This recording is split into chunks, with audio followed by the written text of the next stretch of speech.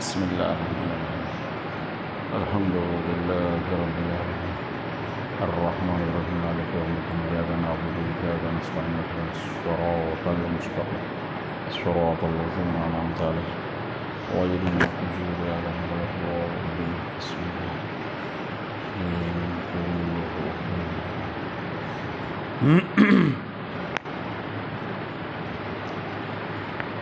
ला हौला वला कुव्वता इल्ला बिल्लाहिल अलिय्यिल अज़ीम अऊज़ु बिल्लाहि मिनश शैतानिर रजीम बिस्मिल्लाहिर रहमानिर रहीम अल्हम्दुलिल्लाहिल्लज़ी हदाना लिहाज़ा वमा कुन्ना लिनहतदिया लौला अन हदानल्लाह लक़द जाअत रुसुलु रब्बिना बिल हक़्क़ अस्सलातु वस्सलामु सय्यिदिना व नबिय्यिना व शफ़ीइ ज़ुनूबिना अबिल क़ासिम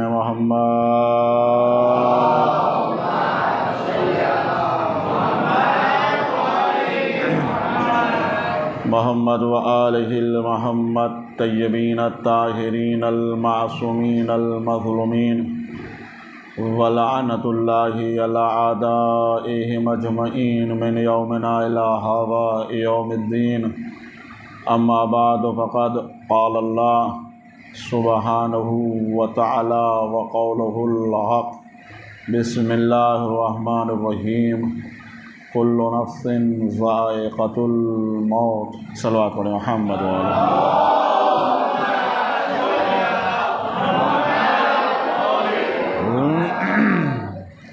हज़रात गिरामी क़द्र, जैसे कि आप सभी हज़रात जानते हैं, मजलिस एक मरहुमा के इसाले सवाब की है।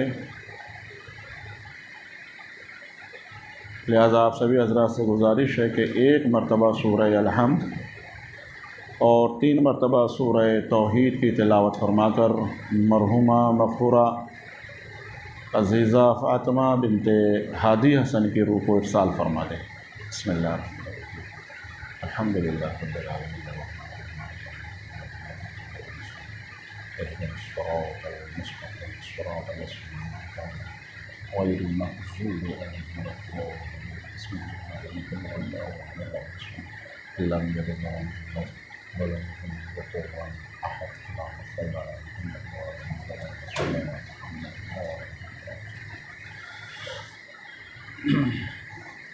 मरहुमा की मग़फ़िरत के लिए एक बुलंद तरीन सलवात अल्लाहुम्मा सल्लि मुहम्मद व आले मुहम्मद वअज्जिल फ़रजहुम।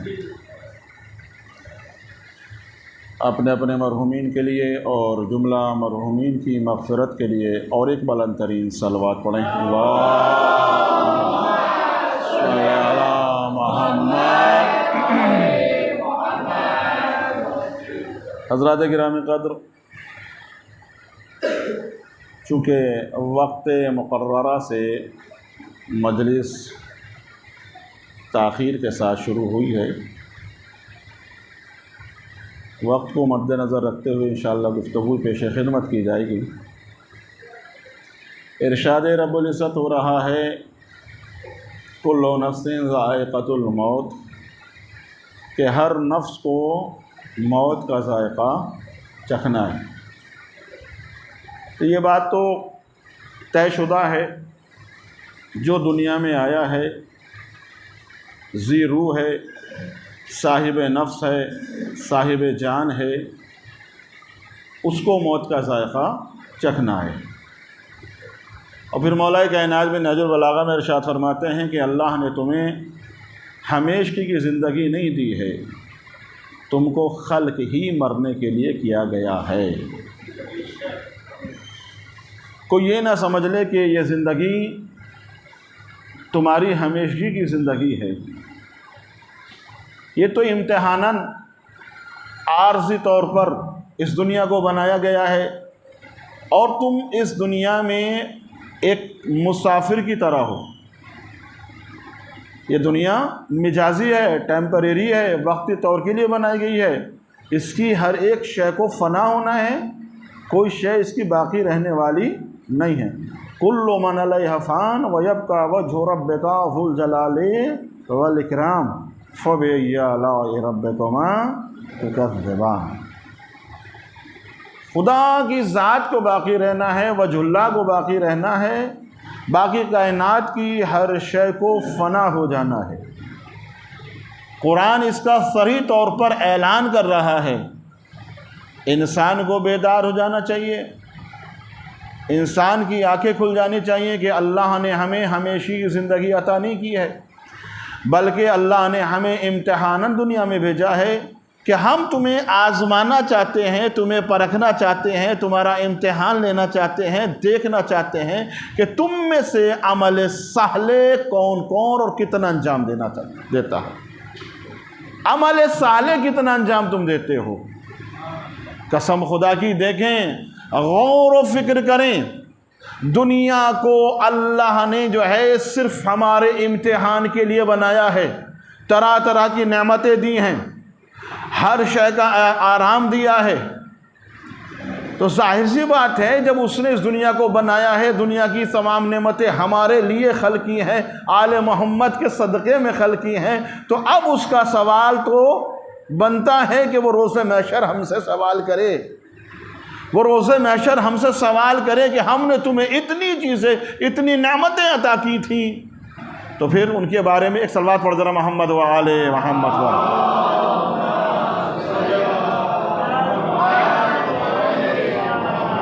और एक सलवात पढ़ें बुलंद तरीन, अल्लाहुम्मा सल्ली अला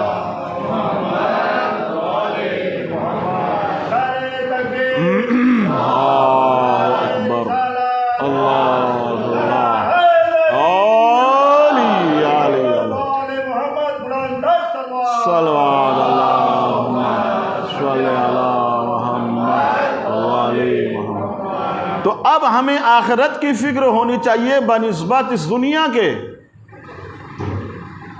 इसलिए कि हमारा इमाम, इसलिए कि आइम्मा अलैहिमुस्सलातु वस्सलाम, फिर कुरान खुदा की किताब ये ऐलान कर रही है कि दुनिया को हमने हमेशा के लिए नहीं बनाया है। हमेशा तो हमने आखिरत को बनाया है, जो हमेशा के लिए वो हमेशा बाकी रहेगी। लिहाजा दुनिया के लिए इतनी दौड़ धूप मत करो। जितना तुम्हारा हिस्सा है उतना ही हिस्सा लो, उससे ज़्यादा की कोशिश भी मत करो।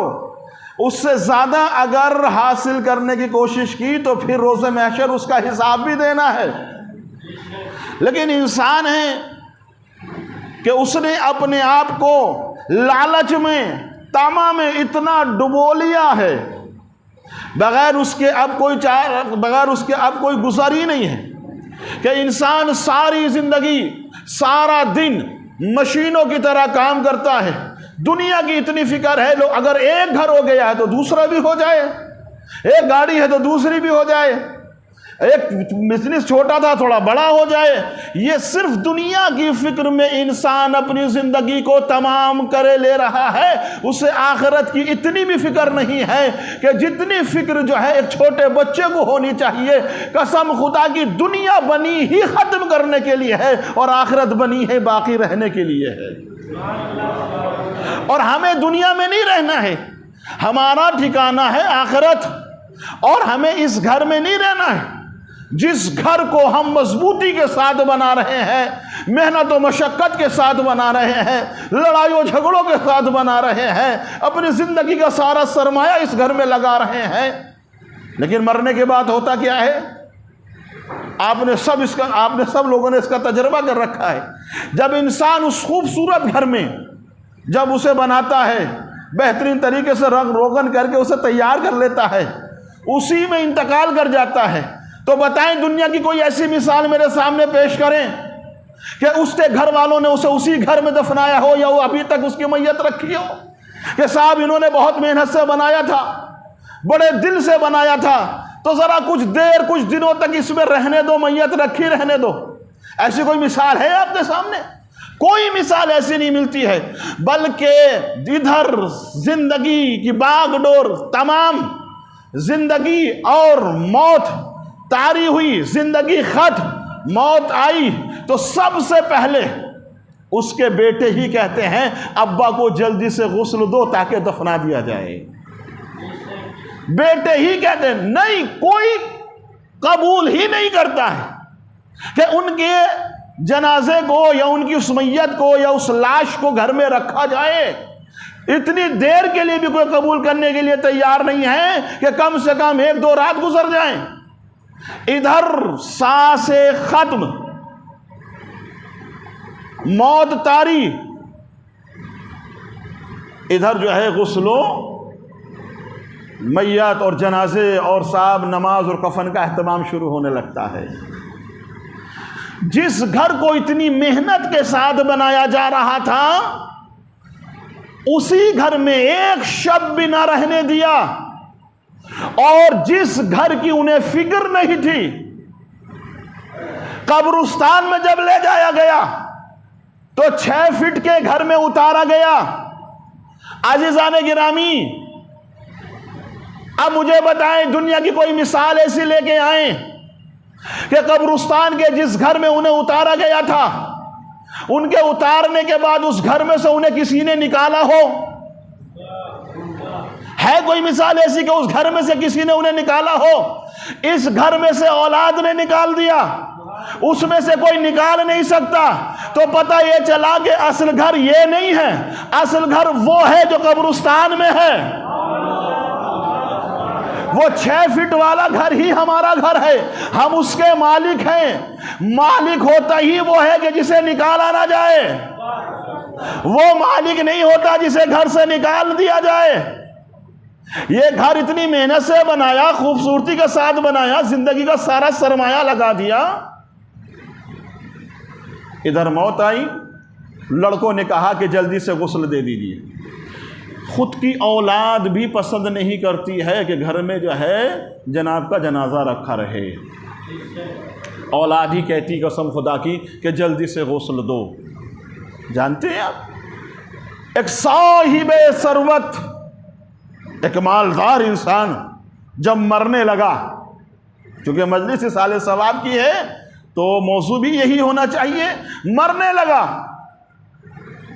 और जब मौत तारी हो गई, हालत अहतज़ार में आया, तो उसने अपनी जमा की हुई दौलत को अपने करीब बुलाया, अपने बेटों को बुलाया और अपने बेटों से सवाल किया कि मैं मर रहा हूँ, मौत करीब है, कुछ ही लम्हों का मेहमान हूँ, अब मैं इस दुनिया से गुजर जाऊँगा, चला जाऊँगा, तुम मेरी क्या मदद कर सकते हो?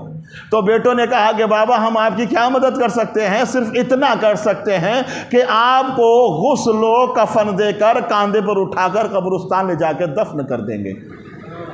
हम सिर्फ इतनी मदद आपकी कर सकते हैं, उसके अलावा हम आपकी कोई मदद नहीं कर सकते हैं। अब उसने जमा की हुई दौलत, सारी जिंदगी जिसके लिए दौड़ता रहा, मशीनों की तरह काम करता रहा, वो दौलत जमा की थी, दौलत से मुखातिब होकर सवाल करता है कि मैंने तुम्हें इतनी मेहनत के साथ ना दिन ना रात देखी, ना धूप देखी, ना साया देखा, जिंदगी भर मेहनत करता रहा और मेहनत करके तुझे जमा किया है, अब बता कि तू मेरी क्या मदद करेगी? तो जमा की हुई दौलत से आवाज आई कि बस इतनी मदद कर सकती हूं कि बाजार से कफन लाकर तुमको पहना सकती हूं, सिर्फ इतनी मदद कि बाजार से कफन लाकर तुम्हें पहना सकती हूं।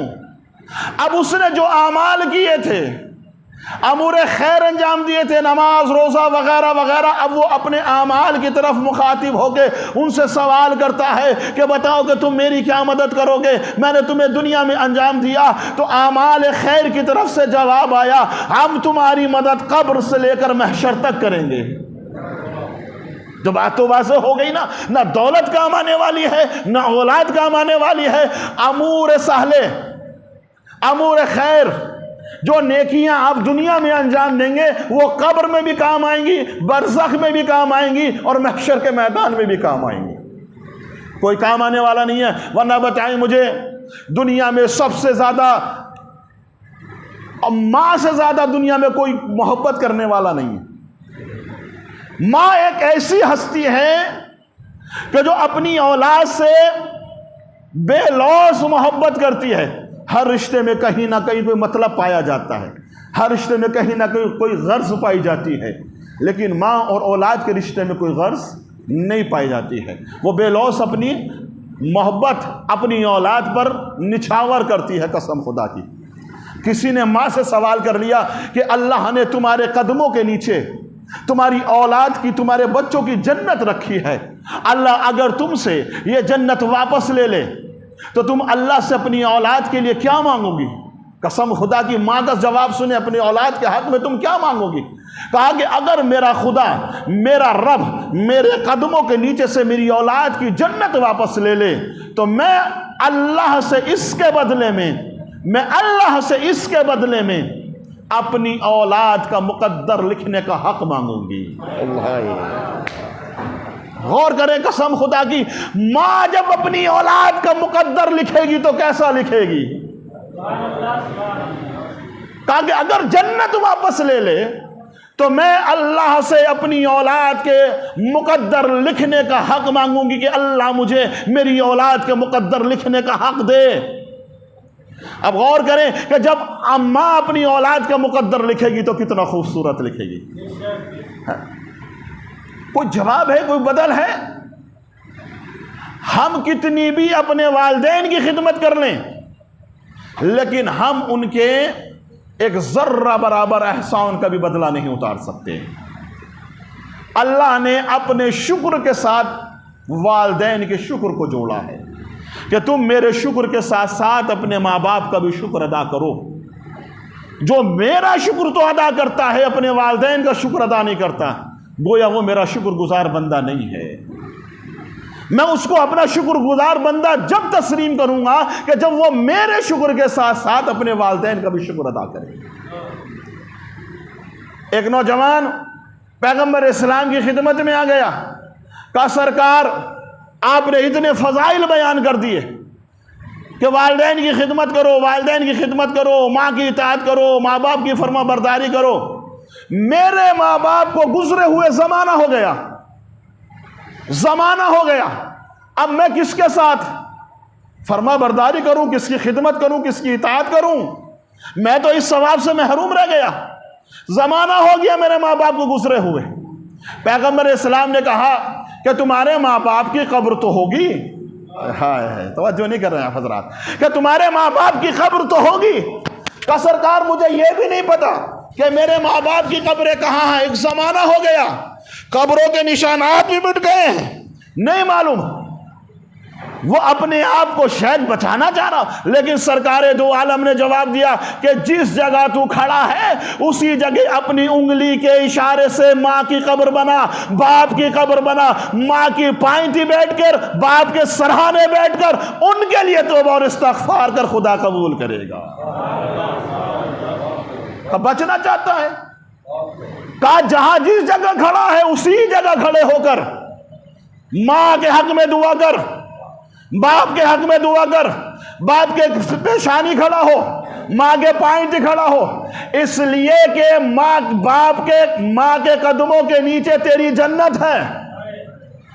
और पैगंबर इस्लाम ने फरमाया कि बाप की पेशानी का बोसा देना गोया ऐसा है कि जो कोई जवान अगर बाप की पेशानी का बोसा देता है तो पैगंबर इस्लाम फरमाते गोया ऐसा है कि उसने ऐसे जन्नत के दरवाजे का बोसा दिया हो। बाप की पेशानी का बोसा, कोई चाहता है कि वो जन्नत के दरवाजे का बोसा ले तो उसे चाहिए कि वो अपने बाप की पेशानी का बोसा ले।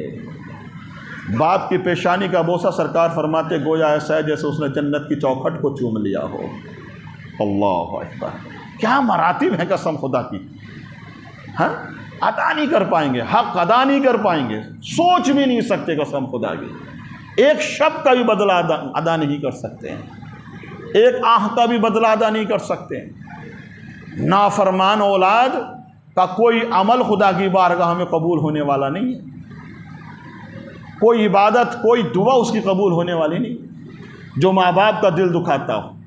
अच्छा, बहुत से अफराद इस खुशफहमी में मुब्तला हो जाते हैं कि लो हमारे वालिदैन तो दुनिया से गुजर गए तो हम साहब बरी ज़िम्मा हो गए। नहीं, मरने के बाद जिम्मेदारी ज़्यादा।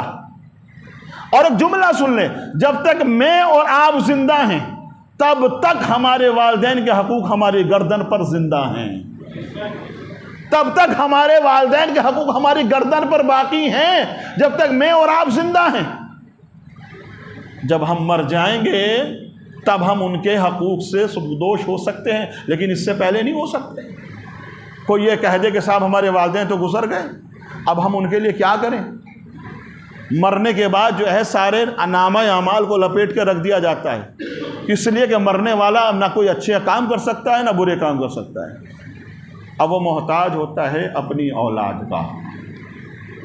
सरकार फरमाते हैं कि हर शब जुमा रूहें जो हैं परिंदे की शक्ल में अपने घरों को पलटती हैं हर शब जुमा, और घरों पे आकर बैठ जाती हैं, और वो अपनी औलाद से तवक्को रखती हैं कि इस शब में वो कोई हमें हदिया पेश करें। जब औलाद उन्हें शब जुमा में कोई हदिया पेश करती है तो बड़े खुशी खुशी लेकर जाते हैं महशर में, बरज़ख में, और जाके तमाम अरवाह को दिखाते हैं और बड़े खुश होते हैं। दिखाते हैं कि देखो आज मेरे बेटे ने मुझे सूरह अल-हम्द का तोहफ़ा दिया है, देखो आज मेरे बेटे ने मुझे ये 10 रुपए सदका किसी गरीब को दिया था तो उसका सवाब मुझे हदिया किया है। जिस तरह से एक बच्चा अगर उसे स्कूल से कोई गिफ्ट मिल जाता है तो पूरे महल्ले को दिखाता है, सारे ख़ानदान को दिखाता है कि देखो आज हमें स्कूल से ये गिफ्ट मिला है। और जो बच्चा फेल हो जाए स्कूल से कैसा लौटता है, रोता हुआ वापस आता है, सर झुका हुआ होता है, घर में आकर जो है वो कफ़े अफसोस मलता है कि मुझे कुछ नहीं मिला। बिल्कुल उसी तरह से जिनकी औलादे गाफिल हैं और वो शब जुमा अपने मरहूमीन को कोई हदिया नहीं दे पाती तो उनकी रूह पलटती हैं बरज़ख की तरफ,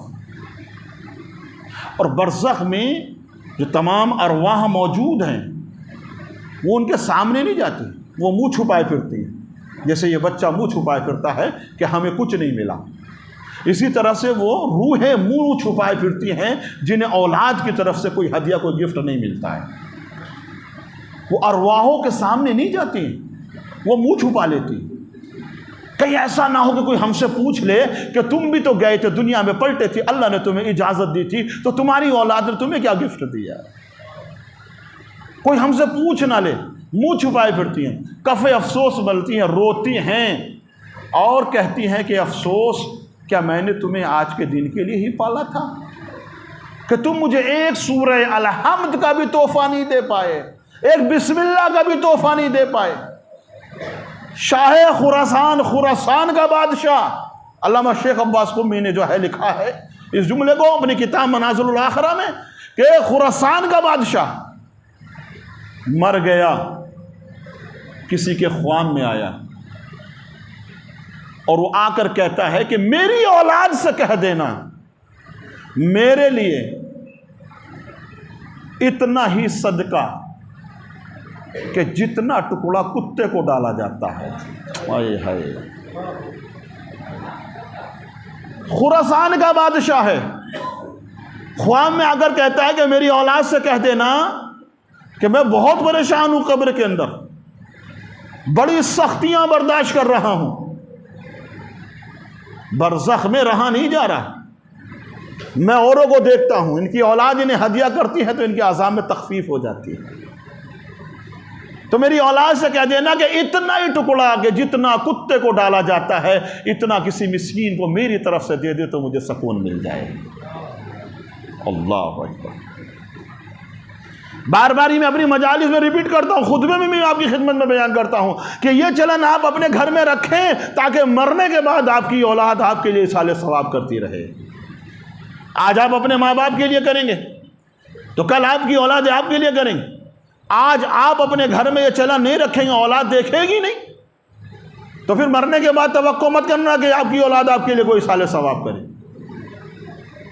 सिस्टम बनाइए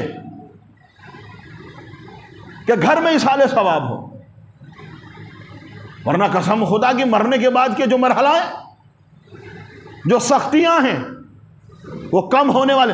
बरज़ख, और बरज़ख से पहले तो मुनकी नकीर है, उससे पहले तो कब्र का अंधेरा है, उससे पहले तो कब्र की मंजिल है, उससे पहले तो कब्र की मंजिल से कैसे बचेंगे, कब्र के अंधेरों से कैसे बचेंगे, और ये बताएं फिशारे कब्र से कैसे बचेंगे? है? सरकार दो आलम से किसी ने सवाल किया कि सरकार, अगर फिशारे कब्र से अगर बचा जाए तो कौन सा अमल अंजाम देना चाहिए? कहा कि नमाज अव्वल वक्त पढ़ो, फिशारे कब्र से महफूज रहोगे। नमाज अव्वल वक्त होनी चाहिए अगर फिशारे कब्र से महफूज रहना है। नमाज के अंदर कोई कमी नहीं होनी चाहिए। सादिक आले मोहम्मद फरमाते हैं कि कोई माल का ही चोर नहीं होता है, अल्लाह का भी चोर होता है। लोगों ने सवाल किया, सरकार अल्लाह का चोर? कहा कि जो नमाज के अरकान चुराता है वो अल्लाह का चोर होता है। रुकू सही तरीके से नहीं करता, कयाम सही तरीके से नहीं करता, सजदे जल्दी जल्दी करता है, ये खुदा का चोर है, इसलिए कि वो उसकी इबादत में से चुरा रहा है, चुरा रहा है। और सिर्फ छठे इमाम तो यहां तक फरमाते हैं कि जो नमाज का कज़ा करने वाला है वो भी खुदा का चोर है, वो भी चोर की फहरिस्त में लिखा जाएगा। लिहाजा मरने के बाद की जो मनाजिल हैं, मरने के बाद जो मराहिल हैं, हमें वो कैसे तय करने हैं, हमें उनके बारे में गौर व फिक्र करना है। दुनिया 60 साल की है, 70 साल की है, हमारी हयात यूं ही गुजर जाएगी, आधी गुजर गई और थोड़ी तो बहुत बची है। और आज के इस पुराशोर ज़माने में, या कोरोना के ज़माने में तो कोई गारंटी नहीं है कि कब कौन मर जाए। तो लिहाजा अमूर खैर अंजाम देना चाहिए। हमें उस घर की फिक्र होनी चाहिए जिस घर के हम तन्हा मालिक हैं, उसका नाम है कब्र। इस घर की फिक्र नहीं, ये घर तो हमसे छीन लिया जाएगा, हमारी औलाद ही हमें इस घर से निकाल देगी। माँ सबसे ज्यादा मोहब्बत करती है अपनी औलाद से। बताएं दुनिया में कोई ऐसी मिसाल कि ये माँ कब्र में अपनी औलाद के साथ गई हो कि मैं अपने बेटे से बहुत मोहब्बत करती हूं, मुझे कब्र में मेरे बेटे के साथ जाने दो, मैं मुनकिर नकीर के सवालों का जवाब दूंगी, मैं इसकी वहशतों को दूर करूंगी। कोई माँ अपने बेटे के साथ गई है? कोई बाप अपने बेटे के साथ कब्र? सारे रिश्ते कब्र तक हैं, सारे रिश्ते याद रखिएगा कब्र तक है। चाहे वो माँ का रिश्ता हो, चाहे वो बाप का रिश्ता हो, उसके बाद कोई रिश्ता काम आने वाला नहीं है। उसके बाद बस एक ही रिश्ता काम आएगा और वो रिश्ता है विलाए आले मोहम्मद अलैहिस्सलातु वस्सलाम का।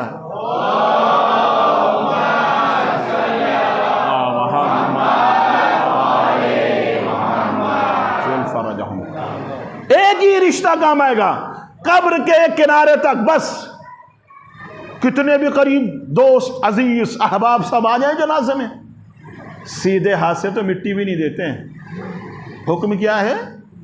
उल्टे हाथ से देके जाओ, सीधा तो लगाते भी नहीं है। देख ना मरने के बाद की क्या पोजीशन हो जाती है। कोई नाम लेना भी पसंद नहीं करता। मैयत कहाँ रखी है, जनाजा कहाँ है? अभी तक तो साहब थे, मौलाना थे, आलिम थे, काबिल थे, सेठ थे, प्रोफेसर थे, बहुत बड़े नेता थे। जब मौत ने गर्दन तोड़ी तो सारे रिश्ते धरे के धरे रह गए, सारे ओहदे ख़त्म हो गए। बस एक ही चीज़ याद रही कि मैयत कहाँ। नाम भी छीन लिया गया, पहचान भी छीन ली गई। एड़ियाँ मारते फिरते थे ज़मीनों में, अब मारिए एड़ियाँ, पैर तो हैं। मजलूमों का हक खाने में, छीनने में ज़रा भी शर्म महसूस नहीं करते थे, कोई खौफ नहीं हो। हाथ है, एकदम से गिरेबान पे चले जाते थे। अब हाथ उठाइए। बड़े गुस्से वाले थे, आंखें यूं दिखाते थे, ज़बान यूं चलाते थे। मौत के एक झटके ने ज़बान भी बंद कर दी, आंखें भी बंद कर दी और दिल की हरारतें भी बंद कर दी। मौत के सामने किसी की नहीं चलती। हमें आमादा होना है बरज़ख, कब्र और उसके बाद की जिंदगी के लिए। हमारी सारी दौड़ धूप जो है इस जिंदगी के लिए है, हमारी सारी मेहनतें, सारी काविशें इस जिंदगी के लिए हो रही हैं। अच्छा घर हो जाए, अच्छा बिजनेस हो जाए, है? अच्छी लाइफ से गुजर जाए और साहब यूं हो जाए, यूं हो जाए, मरना नहीं है। कुल्लु नफ्सिन ज़ाइक़तुल मौत। कुरान पे तो एतमाद है ना, किताब इलाही है। हम तरह तरह के गुनाहों में मुब्तला हो जाते हैं, हमें इतना भी खौफ नहीं होता है कि हमें जो है खुदा देख रहा है। गीबत कर लेते हैं और बड़े मजे से करते हैं पीठ पीछे। वो साहब नहीं है, साहब अगर वो साहब नहीं है तो क्या हुआ, वो हिसाब नहीं लेंगे, हिसाब तो खुदा लेगा। और वो तुम्हें देख रहा है, वो तुम्हें देख रहा है। ये फरिश्ते तो तुम्हारी सारी बातों को कोट कर रहे हैं ना। आप गीबत कर रहे हो, झूठ बोल रहे हो, फ्रॉड कर रहे हो, चीटिंग कर रहे हो, जो भी कर रहे हो, अच्छे कर रहा हो, बुरा कर रहे हो, ये तो देख रहे हैं ना।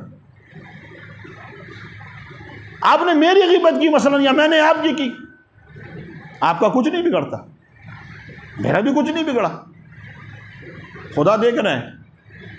छठे इमाम फरमाते हैं बदबख्त है वो इंसान कि जो अमल खैर तो खुद करता है लेकिन उसका सारा सवाब दूसरे के नाम अमाल में जाता है।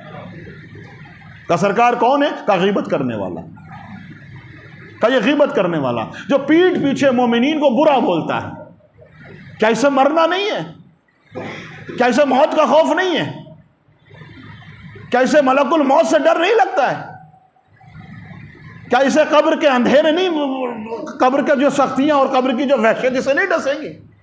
कि ये मोमिनीन को बुरा कहता है, गीबतें करता है, का बदबख्त है, अमल साले करता है, नमाज रोजा खुब्स ज़कात खुद करता है, सारी नेकियां उसके नाम अमाल में जाती हैं और उसके गुनाह सारे इसके नाम अमाल में आ जाते हैं। अल्लामा शेख अब्बास कुम्मीने में मसाइब पा गया, एक बड़ा प्यारा वाक़या लिखा है किताब के अंदर। वो लिखते हैं कि एक उस्ताद था, उसके शागिर्द हालत एहतज़ार में था, जाकुनी की हालत में, मरने के करीब। जब उस्ताद को पता चला कि मेरे शागिर्द की जो है मौत वाक़ई होने वाली है तो जल्दी जल्दी अपने घर से चले उसके घर के लिए। देखा तो हालत एहतज़ार में था। बड़ा प्यारा शागिर्द था, नमाजी, बड़ा काबिल, बड़ा होशियार। ये उसके सराहने बैठ गए। जो शरई हुक्म है, जाकुनी की हालत में सूरह यासीन पढ़नी चाहिए, कलमा तौहीद पढ़नी चाहिए, मासूमीन के नाम गिनाने चाहिए उसको, ताकि वो दोहराता रहे, सुनता रहे। अब ये कहते हैं कि जब मुझे पता चला तो मैं दौड़ता हुआ गया अपने शागिर्द के घर। सुनिएगा, शागिर्द के घर गया और मैंने उसके सराहने बैठ के फौरन सूरह यासीन की तिलावत शुरू कर दी। जैसे ही मैंने सूरह यासीन की तिलावत शुरू करी, बिस्मिल्लाहिर्रहमानिर्रहीम यासीन वल कुरानिल मजीद, जैसे ही मैंने पढ़ना शुरू किया, इसने फौरन मुझे इशारे से रोक दिया, उस्ताद मेरे सराहने यासीन मत पढ़ो, मुझे तकलीफ हो रही है। अल्लाह, मुझे तकलीफ हो रही। उस्ताद ने सुना कि शायद ये मौत के खौफ की बिना पर कह रहा हो, उसने फिर पढ़ना शुरू कर दिया। उसने फिर हाथ के इशारे से मना किया कि कुरान की तिलावत मत करो मेरे सराहने, मुझे तकलीफ हो रही है। उस्ताद ने कुरान बंद कर दिया। अच्छा, इन्होंने कलमा तौहीद पढ़ना शुरू किया, ला इलाहा इल्लल्लाह, उसने हाथ के इशारे से मना किया, इसको भी मत पढ़ो, मुझे तकलीफ हो रही है। उस्ताद परेशान हो गया, इतना काबिल शागिर्द मेरा, इतना ज़हीन, नमाजी, परहेजगार, और ये कलमा तौहीद को मना कर रहा है, कुरान की तिलावत को मना कर रहा है। खैर, मौत वाक़ई हो गई, गुस्ल हो गया, तदफीन हो गई, सब अपने अपने घर चले गए। लेकिन उस्ताद जो है बहुत ज़्यादा टेंशन में, बड़ा फिक्रमंद है कि आखिर इसने कुरान की तिलावत को मना क्यों किया, कलमा तौहीद को मना कर दिया। आखिर वजह क्या है? सारा दिन यूं ही सोचता रहा। रात जब हुई तो यही शागिर्द जो है इसकी ख्वाब में आया। तो शागिर्द ने सबसे पहले इससे सवाल किया कि मुझे यह बताओ कि जब मैं तुम्हारे सरहाने कुरान की तिलावत कर रहा था, यासीन पढ़ रहा था, तुमने मुझे इशारे से मना क्यों किया? और जब मैं कलमा तौहीद पढ़ने लगा तो उसके बावजूद भी तुमने मुझे मना किया। इसकी वजह क्या है?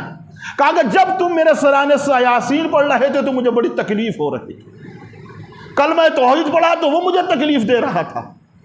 क्या आखिर वजह क्या है? कहा कि मेरे तीन गुनाह ऐसे थे कि अल्लाह ने उन 3 गुनाहों की वजह से मुझे यहीं से अज़ाब में मुब्तला कर दिया था। इतनी भी ताखीर नहीं कि मैं कब्र में चला जाऊं। मेरे 3 गुनाह ऐसे थे जिनकी वजह से मुझे कुरान की तिलावत भी फ़ायदा नहीं दे रही थी और कलमा तौहीद भी मुझे कोई फ़ायदा नहीं दे रहा था। कहा कि तेरे 3 गुनाह कौन से थे ऐसे कि जो कुरान भी जो है तेरे ऊपर असर नहीं कर रहा था उन गुनाहों की बिना पर। कहा कि मेरा सबसे पहला गुनाह था कि मैं चुगलखोरी करता था, इधर की बात उधर और इधर की बात उधर। चुगलखोर, जिसके लिए कुरान कह रहा है वैलुल लिकुल्लि हुमज़तिल लुमज़ा। का मैं चुगलखोरी करता था, आपस में मोमिनीन को लड़ा देता था। इसकी बात मैंने उससे लगाई, उसकी बात मैंने इनसे आके कही और आपस में इख्तलाफ पैदा कर दिया, झगड़े लगवा दिए, बीवी शौहरों की तलाक करा दी, बाप बेटे में झगड़ा करा दिया, घर उजड़वा दिए। वह मेरा यही पेशा था। का इसकी वजह से मुझे कुरान ने भी कोई फायदा नहीं पहुंचा, पहला गुनाह। दूसरा गुनाह मेरा यह था कि मैं हसद बहुत करता था दूसरों को देखकर। वो हसद ने जो है मुझे कलमा तौहीद भी सुनने पर मजबूर कर दिया कि मैं सुन न सका। मेरे अंदर हसद भरा हुआ था। जब मैं किसी की तरक्की देखता था, भाई की, पड़ोसी की, दोस्त की, अजीज की, अहबाब की, तो मेरे अंदर जलन होती थी। और पैगंबर इस्लाम ने क्या फरमाया कि हसद ईमान को ऐसे खा जाता है जैसे लकड़ी आग को खाकर राख कर देती है। अब वो साहिब ईमान ही नहीं है कि जो अपने बिरादर मोमिन से हसद करता हो, उसकी तरक्की से जलता हो, उसके कारोबार से जलता हो, उसका ईमान खत्म। और फिर हसद में मुब्तला है तो अंजाम यह होगा, फाजिल शागिर्द था, हासिद था, लेकिन कुरान की तिलावत भी उसे कोई फायदा ना पहुंचा पाई। का मेरा तीसरा गुनाह यह था कि मैं लोगों के दरमियान फितना बर्पा करता था, शर उभारा करता था, लोगों को झगड़ों पे आमादा किया करता था। चुगलखोरी तो करता था, फितना भी बर्पा करता था। होते ना बहुत से लोग फित्तीन होते हैं, वो फितना बर्पा करने में अपने आप को फख्र देखा कैसी लगाई, देखा कैसा झगड़ा कराया, ये यहां फख्र करते हैं।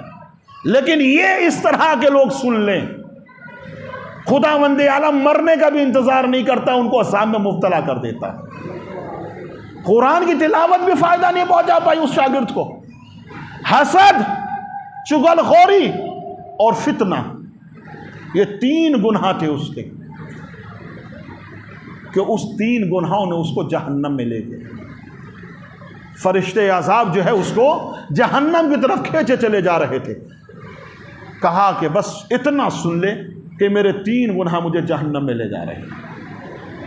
कसम खुदा की, हमें मरना सबको है, सबको मौत वाक़ई होनी है, कोई हमेशा के लिए नहीं बना है। हमें आखिरत की फ़िक्र होनी चाहिए। अहले बैत अलैहिमुस्सलातु वस्सलाम की सीरत हमारे मद्दे नज़र होनी चाहिए। आले मोहम्मद की मोहब्बत, आले मोहम्मद से मोहब्बत करने वालों, उनकी सीरत को भी अपनाओ, उनके अक़वाल को भी अपनाओ, इनके फरमान पे भी अमल करो। सिर्फ मोहब्बत काम आने वाली नहीं है जब तक कि हम उनके अक़वाल पर और उनकी सीरत पर अमल नहीं करेंगे। और कान खोल मैसेज देना, चूँकि मजलिस इसाले सवाब की थी, मुझे एक मैसेज पहुंचाना था बच्चों तक, मैंने सो मैसेज पहुंचाया कि ये 3 गुनाह ऐसे हैं कि जो अच्छे खासे काबिल और फाजिल इंसान को जहन्नम में ले जा सकते हैं। खबरदार, कभी चुगलखोरी मत करना, फितना बर्पा मत करना, और किसी से हसद मत करना। अगर कोई अच्छा खा रहा है, पी रहा है, हो सकता है खुदा को उसका कोई अमल, कोई नेकी पसंद आ गई, जिस वजह से खुदा ने उसको नवाज दिया है। आप भी अमल साले अंजाम दो, उसके अच्छे और मुकर्रब बंदे बन जाओ, इसलिए कि जो खुदा उसको देना जानता है वो तुमको भी देना जानता है। ऐसा नहीं कि खुदा एक का खुदा है। आप सूरह अलहम्द में क्या कहते हैं? अल्हम्दुलिल्लाहि रब्बिल, वो आलमीन का रब है, आलमीन का रब है, किसी एक का नहीं है। क्या मैं और आप आलमीन से बाहर हैं? जब खुदा उनको देना जानता है, उनको दे सकता है, तो आपको और मुझे क्यों नहीं दे सकता? जो वक्त हम हसद में लगा रहे हैं, अगर वही वक्त हम खुदा की इबादत में लगा दें तो हो सकता है कि उससे बेहतर हमारे हालात हो जाएं। दरूद पढ़े मोहम्मद वाले मोहम्मद वाले।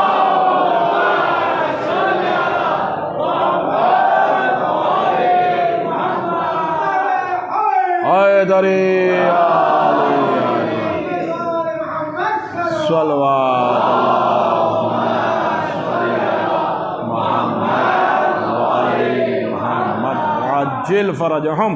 ज़ाने गिरामी, 7वें इमाम का ज़माना, दो बातें सुने और मजलिस तमाम हुई। 7वें इमाम का ज़माना, 7वें इमाम का ज़माना है या 5वें इमाम का ज़माना? मैसेज सुन लीजिए, बस 2 जुमलों में है। एक खातून का इंतकाल होता है, सारे महल्ले वालों ने मिलकर उसको दफन कर दिया, सारी बातें छोड़ो, दफन कर दिया। उसका एक भाई था, भाई भी जनाजे के साथ साथ। दफन करने के बाद सब अपने अपने घर वापस हो गए, ये भी अपने घर वापस आ गया। जब ये शाम को अपने घर अपनी बहन को दफना के कब्रिस्तान से घर आता है, तो इसे ख्याल आया कि मेरे पेट से एक दिरहम और दिनार की थैली बंधी हुई थी, जो मेरी सारी ज़िंदगी की पूंजी थी। अच्छा, उस ज़माने में लॉकर वगैरह तो बैंक वगैरह का सिस्टम था नहीं, तो यही एक थैली बना लिया करते थे जो अपना बांधे फिर। तो सारी ज़िंदगी की जो जमा पूंजी थी वो उस थैली में थी। अब इसने जब थैली ढूंढनी शुरू करी तो वो थैली गायब है। ये परेशान हो गया। 100-200 रुपये की बात होती तो मसला नहीं था, सारी ज़िंदगी की पूंजी, करे तो क्या करे। अब ये दिमाग में जोर दिया, इसको ख्याल आया कि जब मेरी बहन को कब्र में उतारा जा रहा था और मैं कब्र में उतरा था और तिलकीन हो रही थी, तिलकीन के बाद जब मैं कब्र से निकला तो कुछ मेरे पैर से टकराया, जब महसूस हुआ हो ना हो कि वो मेरी थैली। अब इसे मुकम्मल यकीन हो गया कि मेरी थैली जो है कब्र में गिर गई है। बस लो, मजलिस तमाम हो गई। ये वापस कब्रिस्तान आता है और आने के बाद इसने पाइंटी की तरफ से अपनी बहन की कब्र को खोलना शुरू किया। अब ये कहता है कि मैंने पूरी कब्र की, मैंने सारी बातें छोड़ दी। लोग इससे मुलाकात करने आ रहे थे, बहन का पुरसा देने के लिए आ रहे थे, दरवाज़ा नहीं खोलता था। जबकि शरीयत का हुक्म है कि जब महल्ले पड़ोस में मौत हो जाए तो कम से कम 3 दिन तक उसके यहाँ पुरसे को जाना चाहिए। और ये उसी रात से दरवाज़ा बंद करे बैठा है। लोग जा रहे हैं, दरवाज़ा नहीं खोलता, आवाज़ देते हैं, दरवाज़ा नहीं खोलता है। आवाज़ अंदर से आती है कि जाओ, मैं दरवाज़ा नहीं खोलता, चले जाओ। लोगों ने जाकर अपने वक्त के इमाम से कहा कि मौला घर के अंदर है, वो दरवाज़ा नहीं खोलता। मौला खुद उठे, दरवाजे पे आए, दक्कुल बाब किया, कहा दरवाज़ा खोलो। अंदर से आवाज़ देता, नहीं खोलता। कहा मैं तेरे वक्त का इमाम। जब इमाम का नाम सुना तो दरवाज़ा खोल दिया। अब कल जब तो वो इतना खूबसूरत, हसीन और जमील था, आज जो देखने वालों ने देखा तो उसकी पूरी शक्ल जली हुई थी। पूरा जो उसका चेहरा था वो पिघला हुआ था और जो हड्डियां चमक रही थी। देख के भी लोग घबरा गए, डर गए। अब उससे सवाल जाहिर से बात बनता है कि ये क्या हुआ? कल तक तो हम जनाजे में थे, तुम भी जनाजे में थे अपनी बहन के, इतना खूबसूरत चेहरा तुम्हारा, और ये रात रात में तुम्हें क्या हो गया? सबने सवाल किया। अब उसे सुनाता कहा मैं कब्र में गया, मैंने वो जरा-सी पाइंती की तरफ से कब्र को एक सुराख, एक होल कर लिया और उसमें एक छड़ी डाली कि बस वो मेरी थैली जो है बाहर आ जाए। जैसे ही मैंने उसमें होल किया, कब्र के अंदर, कब्र खुली, उसके अंदर से ऐसी आग बाहर निकली कि उसने मेरे सारे चेहरे को जला दिया। मेरा चेहरा जल गया, पूरी जो है हड्डियाँ, गोश्त पिलक गया। ये मेरी सूरत हाल है। और मैं जब से सारा रात रोता रहा, परेशान रहा कि आखिर ऐसा कौन सा गुनाह था मेरी बहन का कि अल्लाह ने एक शब का भी इंतज़ार नहीं किया और उसे अज़ाब में मुब्तला कर दिया। मुझे तो बस इतनी सी आग की तपिश लगी है तो मेरा ये हाल है, और उसकी पूरी कब्र जो है आग का कुआं बनी हुई है। उसकी क्या हालत हो रही है? वो कैसे अपनी कब्र में जो है वक्त गुजार रहे, सारा रात रोता रहा, परेशान रहा। फज्र के वक्त, फज्र के करीब आकर ये कहता है कि मेरी आँख खुली। मैंने उसी अपनी बहन को ख्वाब में देखा। मैंने उससे सवाल किया कि बहन, आखिर ये माजरा क्या है, ये माजरा क्या है कि अल्लाह ने तुम्हें इतने सख्त तरीन अज़ाब में मुब्तला कर दिया कि एक शब की भी मोहलत ना दी और तुम्हारी पूरी कब्र को आग का कुआं बना दिया। कहा कि मेरे दो गुनाह ऐसे थे कि अल्लाह ने मुझे जो है उसी अज़ाब में फ़ौरन मुब्तला कर दिया। बस सुन ले और मजलिस तमाम हो गई। कहा मेरे 2 गुनाह ऐसे थे जिनकी वजह से अल्लाह ने मेरी पूरी कब्र को आग के कुएं में तब्दील कर दिया। कहा तो देखो कौन से गुनाह? कहा एक मेरा गुनाह था ये कि मैं चुगलखोरी बहुत करती थी। ये देखिए शेख अब्बास कुम्मी ने भी वो वाक़या लिखा है, ये इधर 7वें इमाम से ये वाक़या है। कहा कि मैं इधर की बातें उधर चुगलखोरी बहुत करती थी।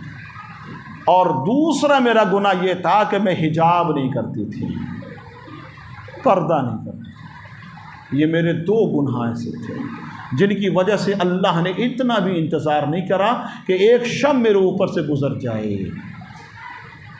तुम दफना कर गए हो और मेरी पूरी कब्र आग का कुआं बन गई। सब खुदा की, हमें सबको मरना है। हमेशा की ज़िंदगी कौन लेके आया?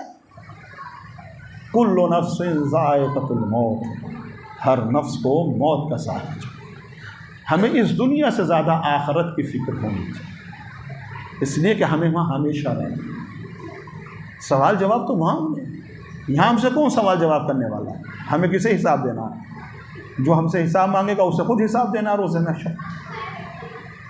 हम सबको हिसाब करो। अहले बैत अलैहिस्सलातु वस्सलाम की सीरत को अपनाइए। बस मजलिस तमाम हो गई। खुदावंद ताला मरहूम के दर्जात में बुलंदी अता फरमाए और मरहूमा की कब्र को खुदा आले मोहम्मद के नूर से मनव्वर फरमाए। और करबला वालों ने भी हमें यही दर्स दिया है। करबला वालों ने कसम खुदा की, अगर वाक़ई करबो बला हमारी नज़रों के सामने ना होता तो हम अपने मरने वाले को कभी फरामोश नहीं कर पाते। इमाम हुसैन ने करबला के मैदान में लाशों पर लाशें उठाकर हमें बताया, देखो अगर कोई तुम्हारा जवान मर जाए तो ऐसे सब्र करना जैसे मैंने अली अकबर की मौत को सब्र किया। देखो अगर तुम्हारी गोद के पाले तुमसे जुदा हो जाएं तो ऐसे सब्र करना जैसे मैंने अली असगर और उन मोहम्मद की मौतों पर सब्र किया। देखो अगर तुम्हारा कुव्वत बाजू दुनिया से चला जाए ऐसे सब्र करना जैसे मैंने अपने भाई अब्बास की मौत पर सब्र किया। अल्लाह अकबर। यकीनन इमाम हुसैन ने सब्र का हमें दर्स दिया। अज़दारों, चूँकि एक मोमिना के इसाले सवाब की मजलिस है, मादर हुसैन की एक शहादत की रवायत पढ़ के मजलिस तमाम कर दूँ, इसलिए कि सिद्दीक़ा ताहिरा मजलिस किसी भी उन्वान से हो, मजलिस का नाम सैयदुश्शुहदा दिया जाता है। और जब मजलिस सैयदुश्शुहदा होती है तो हुसैन की माँ ज़रूर फर्श असा पर आती है, और वो तना नहीं आती, अपने साथ रुमाल भी लेकर आती है। और रिवायात में है कि बीबी फर्श असा पर नहीं बैठती है, अज़ा खाने के दरवाजे पे खड़े होकर जब तुम आते हो तो तुम्हारा इस्तकबाल करती है, और तुम जब मजलिस तमाम करके जाते हो तो तुम्हारा शुक्रिया अदा करती है। हुसैन की माँ जब आते हो तो इस्तकबाल करती हैं, अपना मकाम पहचाने का कसम खुदा, और जब जाते हो तो तुम्हारा शुक्रिया अदा करती है कि मैं तुम्हारी शुक्रगुजार हूँ कि तुमने मुझे मेरे हुसैन का फुर्सत दिया। तुम उसको रो रहे हो जिसको मैं सही से रो ना सकी। और इतना ही नहीं, सानिया ज़हरा जनाब ज़ैनब कुबरा सलामुल्लाह अलैहा शाम से चलकर जिब्राइल कहता है बीबी नाका तैयार है, चलें फर्श अज़ा पर। बीबी नाके में सवार होती है, हमारी पे सवार होती है और फर्श अज़ा पर आती है। जनाब ज़ैनब जब फर्श अज़ा पर आती हैं शाम से चलकर, जो साहिब औलाद हैं वो पुरसादे कसम खुदा की तना नहीं आती हैं, एक 4 साला बच्ची भी साथ होती है। फर्श अज़ा पे जब जनाब ज़ैनब कुब्रा आती हैं तो साथ में 4 साल बच्ची भी होती है। और जब आप हाय हुसैन, हाय अली अकबर, हाय अब्बास कह के रोते हैं ना, तो ये बच्ची अपनी फूफी के दामन में हाथ डालकर बड़ी मासूमियत से सवाल करती है, फूफी अम्मा ये रोने वाले कौन है? ये जो मेरे बाबा हुसैन का नाम लेके रो रहे हैं, अब्बास तो मेरे चचा का नाम है, अकबर तो मेरे भाई अली अकबर तो मेरे भाई का नाम है, असगर तो मेरे भाई का नाम है, ये क्यों रो रहे हैं? जनाब ज़ैनब कहती हैं, बेटी ये तेरे बाबा के अज़ादार हैं, तुझे पुरसा दे रहे हैं। अब जुमला सुने, कसम खुदा की बीबी बड़ी मासूमियत से फूफी का दामन पकड़ के दूसरा जुमला कहती है जो क़यामत खेज़ जुमला है। बीबी कहती है बड़ी मासूमियत से, फूफी अम्मा जब ये रोते हैं तो इन्हें कोई तमाचे नहीं लगाता है? जब ये रोते हैं तो इन्हें कोई तमाचे नहीं लगाते हैं? एक मर्तबा जनाब ज़ैनब कहती है, बेटी क्या तेरे बाबा को रोना जुर्म है? तब सकीना कहती है, फूफी अम्मा अगर बाबा को रोना जुर्म नहीं है तो मेरे कानों का लहू क्यों नहीं रुकता? मैं भी तो अपने बाबा को रोया करती थी, शिमर मेरे तमाचे लगाया करता था। लो मजलिस तमाम हो गई। सिद्दीक़ा ताहिरा जनाब फ़ातिमा ज़हरा जो पुरसा लेने आई है, लो एक दो जुमला बीबी की शहादत का पढ़ूँ ताकि हक़ के मजलिस अदा हो जाए और जो आँखें अभी नम नहीं हुई हैं वो आँखें भी नम हो जाएँ। अल्लाह अकबर। जनाब फ़ातिमा ज़हरा कहती हैं, अली मुझे आप गुस्ल देना, अली आप मुझे कफन पहनाना, अली मेरी नमाज जनाजा पढ़ाना, अली फला फुला को मेरे जनाजे में बता देना।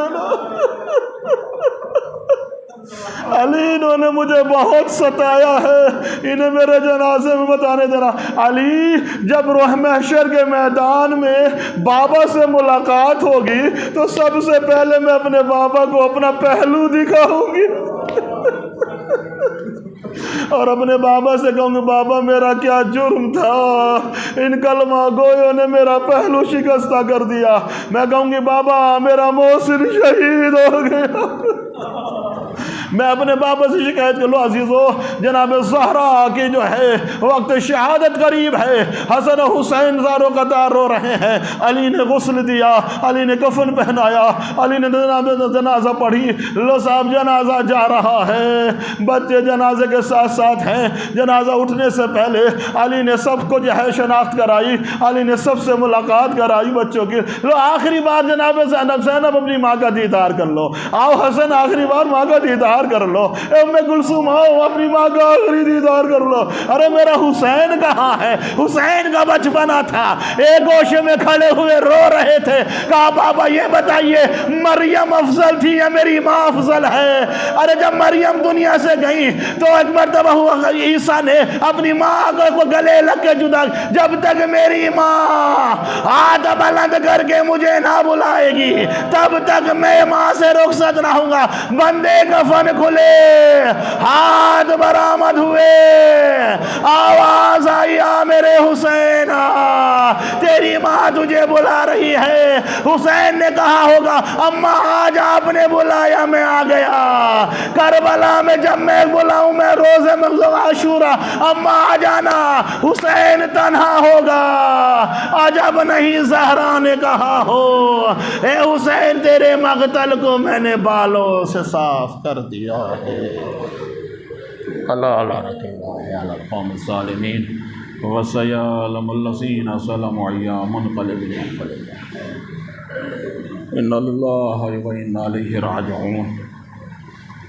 खुदा हमारी इस इबादत